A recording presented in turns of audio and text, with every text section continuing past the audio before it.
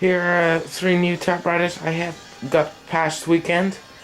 I got the total set for $23, which is a good deal considered the age and how they work and the vintageness and all that and the prices they go up to on eBay. Anyway, I'm going to start because I only have 15-minute limit because of YouTube. And I'm not gonna put any money into or anything like that into my account, so I'm sorry about that. Let's start. I have the Brother Echelon 77, which was posted, including that one, with two different videos for the condition updates and the cleaning progress. This one is not in greatest shape. Yeah, I cleaned the dough. The most of the dirt is gone now. But there's still a lot of surface rust in the inside, as you can see. And let me turn up the radio for a second. There we go. Oh, there's a little scratch here, and there's what somewhere here, as you can see, because of the lever. Surprisingly, there aren't too many scratches on this machine. The rust is the problem on this one. I can take the cover off, but it's kind of hard to put back. But anyway, as you can see, that's actually rust. That's no dirt, that's rust. And also in there, you can see the rust a little. So I have to figure out how to get that fixed, because it is actually a bit affecting the machinery. Backspace tends to get stuck, and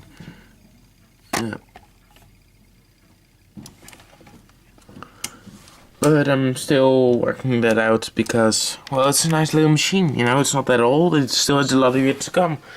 Or at least it should be. People get older than this machine. And that one. Anyway, it has some dirty keys. That's also wear, so not really dirty. I tried to clean it off. I've spent over 6 hours cleaning this machine, which you wouldn't imagine, but actually it was not most, it was repair. The R didn't work. It didn't respond from clicking to the hammer. It didn't do anything. It was just, and it was because of a loose spring. The M still sticks a bit, or at least it has a slow response. It doesn't come when I tap fast. It tends to get stuck. Tabulator does work, but doesn't have any functions to set. It has a touch control, it has a color selector, which is a bit weird. The ribbon has been replaced. The keys, I tried to clean them off, but the ink is so old and I don't have any chemicals to do it, and besides that, it's just not really good for the environment. So, but they are all metal parts and they're just beautiful still. I fixed the paper support. The margin rail here at the back, but the margins are retest too. That one was actually loose. Screw was missing, so I had to replace that. That took me a while because, well, it was actually bent a little, and there was a screw on that side that I had to replace. Paper bell was loose. The ribbon vibrator tended to get stuck, and the lever didn't respond to every time you did like this. And I tried, maybe it was R, like because there's an R function. But it doesn't move the platen at all now, as you can see. But and that happened when it was in 1.2, so I was not sure about that. I had to fix that. The inside is pretty good. I'm not going to take the cover off because it's difficult to put back on. But yeah, besides that, it's a great machine. And in the case, it was actually, when I found it, it was a layer of ice and water inside the machine. I had to pour it out because it had been a few nights outside and it had been snowing that past weekend. And it's now April 7th, so that was a bit of a surprise. But, no, it's the 8th, to be honest. Yeah, it was kind of sad to see that machine standing outside like that. I got it working, keys didn't work at all. As you could see, they were all sticky and going like this. Now, they all work fine. Okay. I had to unjam the S, I had to bend that a little. R didn't work and the M still sticks, but besides that, they all work. Great little machine. It says on the label, refund or replacement guaranteed to consumer by parent magazine if project or performance is defective and reported within 30 days of purchase. So yeah, it says Brother Echelon 77 tabulator. Here's another one. This one is actually the most expensive one. This one was $5. This one's $10. Next one's $8. And this one's $10. It's a 1951 Royal Aristocrat, which does beautifully. I got all the dirt off, which took me about 3 hours to rub it all off because it was so deep. That grime was just so deep into the paint. It was a lot of work. I got it rubbed off and it works beautifully now. You can see that the pencil is gone now, and the stains on the front and on the hood and on the sides, it's all gone now. The machine is beautifully oiled and clean. Actually, I already used it a little bit, so that's why the keys are black. The inside is very clean, very beautiful. It comes with color selector and the hood popper, the bonnet popper, as you can see. It has a backspace, it has a tabulator margin release, it has the tab settings in the back. Here. The magic margining system is it, as you can see. Nice long lever, good 1, 2, 3 spaces. Yeah, really nice machine, and it was a really good find for $10. I mean, wow, that's amazing. It didn't need a lot of work. There are almost no scratches beside the wear over there, and that's the paint chipping off. That's no scratches, and there were no scratches. There's still the royal, what do you call that? This royal emblem on the back, and that one is a little bit of wear. But besides that, it's just in great shape and still works, and it's a really smooth and crisp keyboard, and yeah, just wonderful. Yeah, there weren't any repairs on this, just a good cleaning, and she was ready to go. I oiled the lock of the case a little bit. Wait, let's hear. Because that one kind of had trouble opening. But besides that, it just worked beautifully.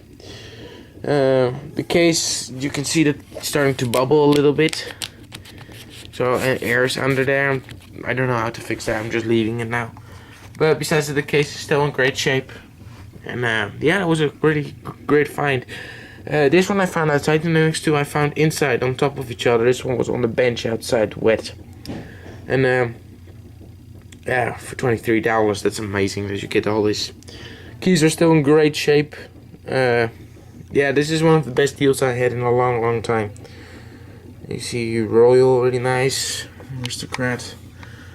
Yeah, really great. Yeah, I'm happy I purchased this because it's a truly great machine.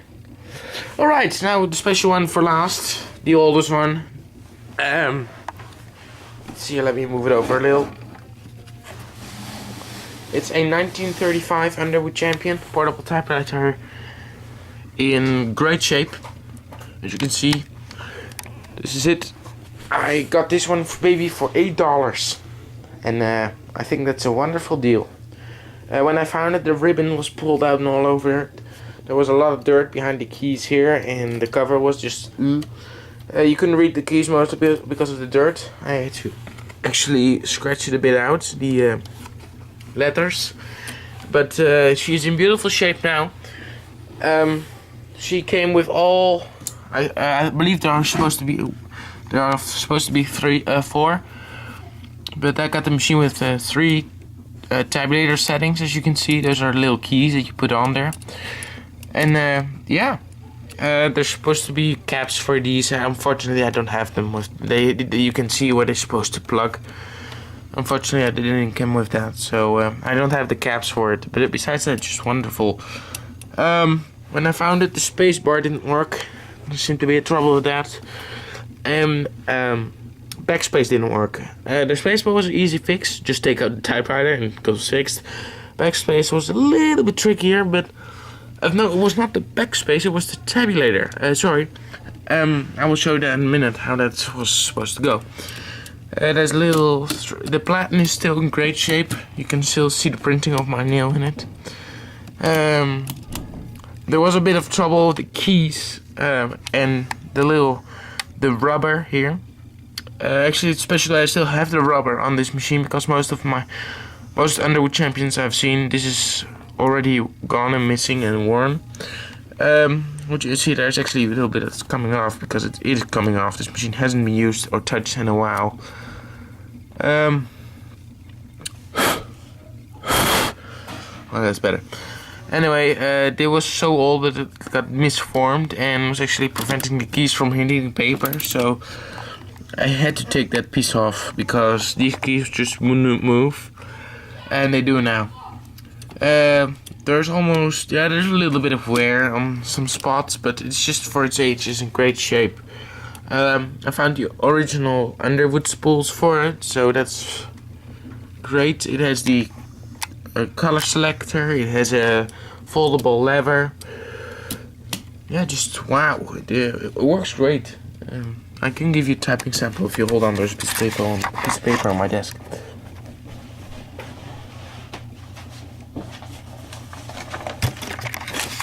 I already did a little bit typing of my brother, so it's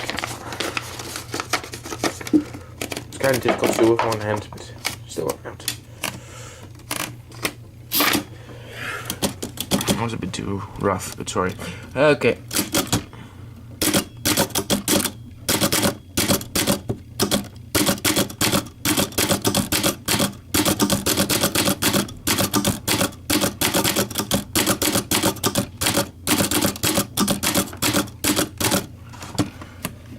Well, as you can see, Quick Brown Fox jumps over the lazy dog, which uses every letter in the alphabet.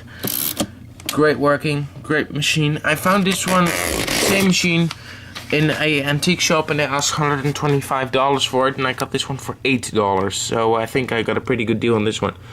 The other one came with one cap, and this one hasn't have any. The other one was missing on the other one, and it didn't have the rubber, and yeah, it had more wear than this one. It actually had rust underneath it. Yeah, the two front feet are missing on this one, you can see, and the back feet are just, yeah, the front I had to take off because they were flattening and destroying the case. That's actually wear, that's not dirt, that's wear, and the camera just sticks that in there. It doesn't take long before these other feet also have to be taken out. Anyway, yeah, it is Underwood Champion there, and made in Canada here, and it also has, if I turn the light on, because it's in the back, give me a second, some text here and stamp there that's actually coming off a little. So yeah, they are truly great machines, and I think I have a wonderful deal on these. I mean, wow, there's the Brother, there's the Royal, and there's the Underwood. You don't find these machines for only $23 that much.